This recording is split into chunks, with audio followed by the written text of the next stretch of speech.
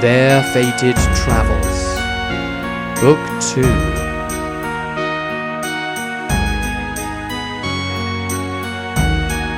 Chapter 6, Part 1. Barge on through.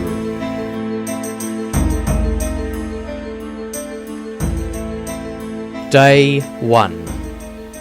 Extract from the Diary of Maestro. 'Tis a fresh new start. I'm sure that whatever the fates have in store for me, I shall find the way to keep them appeased, or the college master accompanying us at the very least. Yes, I think it is him I should worry about the most. It makes me nervous, him watching me all the time. It isn't natural. As danger has found us when I want to scream and run the other way, I look at him and I realize I cannot. Taken from the Diary of Tobias. I hope my wife understands. Oh, who am I kidding? She is probably over the moon to have some peace. In truth, so am I. That Dieter fellow has joined us all of a sudden. But why? First he seemed so cold, now he says he missed us being a group. Could it be that he hides his feelings on the inside? I don't know. He is too hard for me to read, like no one I have ever known. Perhaps I am reading too far into it. I suppose the extra help can only be a good thing. Dinner with everyone else tonight. Dinner was fantastic. Lobster. Perhaps we won't get sick of it every night. They seem to have a lot of lobster here. Day 2. Uneventful day. It is a beautiful night tonight, though. Not that I have a telescope to enjoy it to its fullest. Maestro should be studying the stars, though, for his training. Lots of people on the deck tonight, looking overboard, looking the other way. Their backs are turned to us. It would be so easy. Yes, it would. Confine myself to the bedroom for the night, though. I can't think why I would have done that. But I can't find the damned key anywhere. I need to get out. I need to roam and see all. Day 3. When I awoke, I knew where I had put the key. How very strange. It was indeed hidden, though, as if from myself. The only reason I even knew that is based on the writings in this diary, which appear to be my handwriting. Taken from the Diary of Rysandria. Day 4. Everyone is enjoying the lobster. Maestro still seems bothered by me somehow. I have not seen much of Tobias in the evenings. Perhaps he likes to meditate in the quiet hours. Extracts from the Diary of Tordrad translated from the Kislevite. Day 7. I am sick of lobster. Nearly every day lobster. Journey is boring. Need to fight something. Feel better then. Extract from the Diary of Maestro. Day 10. I felt a little queasy and threw up. I think I am perhaps seasick. Extract from Tobias's diary, day 10. That moron Maestro has eaten too much and been sick. Who does he think he is, a halfling? Extract from the Diary of Tordrad, translated from the Kislev. Day 10. Starting to go crazy from boredom. Maestro stuffed his face full of suckling pig and then he was sick. Weak southerners and gentle stomachs. For all the good living and weight they carry upon them, you would think they'd be used to it. They cannot hold their drink either. The wizard gets drunk just from smelling my vodka. He is stupid, man.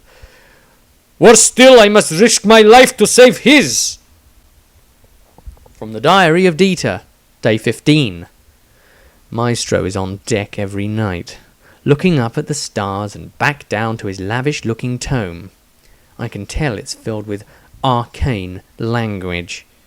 When he is not doing that, he is busy meditating. This is unlike him.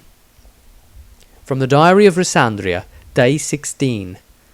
The war is about us on all fronts to the north, and yet we trickle towards it instead. I feel redundant. Truly I should be there to help the sick and wounded. Shall you guide me where you need me? I shall have faith in thee, dearest one. It is good to see Maestro taking his study seriously. I see him meditating each night, concentrating his thoughts on something up there in the cosmos, something the rest of us certainly cannot see. Perhaps he may yet be a great wizard one day.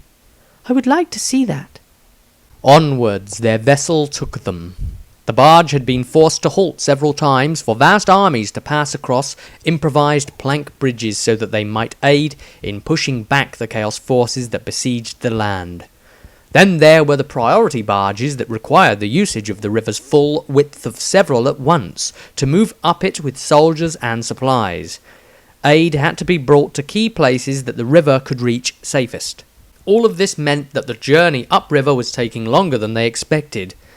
However, it wasn't all bad for them, as it had allowed them to get off and walk around several habitats, towns and villages.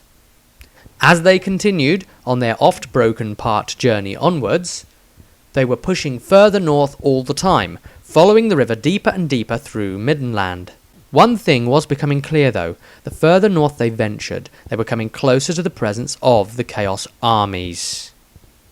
Several burning buildings and fields had been spotted beyond the riverbanks as they watched from the relative safety of their barge. They did not know how far they were going to go. Maestro had suggested that they depart when it feels right. Some of the others mistakenly thought that this was just a wizard being mystical, giving great insight for the others in a subtle manner, as they had heard wizards would do. They were wrong, though. Maestro had no idea what he was doing. The normal monotony was broken on the 17th day, however. Dieter was having a conversation with Maestro, talking about the cosmos and the true significance of the star constellations. Tobias was doing his best to pretend that he wasn't listening in, when of course he was. The topic was fascinating to him too, being studious in the celestial teachings of astronomy as he was. Maestro had studied the subject a lot during his apprenticeship. He carried with him a beautifully bound grimoire of spells in a book that made him look like a master wizard, albeit without the ears, or the robes. He did not fully know any of the spells in there, though, and this was why he was studying when he had the chance. The truth of the matter was, though, that he could probably cast some of the spells to a fashion, some of the lesser ones for sure, and perhaps some of the celestial ones, but it was ill-advised. He had not yet mastered the weavings of the spells, their complex patterns that one would have to traverse and manipulate with the proper tone and pronunciation of the arcane language, a language that originally hailed from the High Elves, and perhaps the Old Ones. Maestro was not comfortable with that fact. He and elves didn't get along most of the time.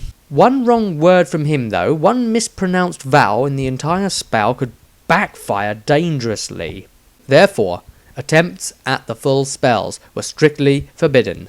They were given only passages to practice in separate pieces. To be on the safe side, they were practiced out of their original spoken order, just in case an apprentice would get a little carried away and speed through his elocutionary exercises. As they continued their conversation, Dieter began to get an uncomfortable feeling in the pit of his stomach. He momentarily considered if it had been the seafood, but realized otherwise. It was a feeling he could always rely on, usually indicating that something bad was going to happen. It had never been wrong. When he mentioned to the others that something was wrong, the look on his face and their own instincts of his seemingly sixth sense convinced them to take him seriously. Maestro volunteered a suggestion. "Perhaps an octopus is assailing us!" "I doubt it. It hasn't happened yet. But whatever it is, it's about to. I feel like something is coming. Something with murderous intent. It is the intent I feel, burning with hatred." Tobias's mouth was open in shock and surprise at the sort of words this man was using here. The implications were serious. Dieter's head suddenly turned to face the front of the vessel. His eyes narrowed and he spotted them coming, pointing his finger that way. "Goblins coming on rafts, towards the bow!" Maestro saw them too. At last, the element of their surprise had been lost. Tordrad had heard the shouting and looked to Maestro. The wizard told him, "Goblins!" "Ah!" came Tordrad's reply, his face joyous with the news that he would have the opportunity to kill greenskins again. Quickly, they ran to the bow, where Dieter's alarmed warning had attracted the Marines aboard the barge. Specialist soldiers hired specifically for the defence of the vessel itself. Better that insurance would pay for itself in this way than a recuperation of monetary value for goods afterwards. After all, if you lost your life into the bargain, what good was it then?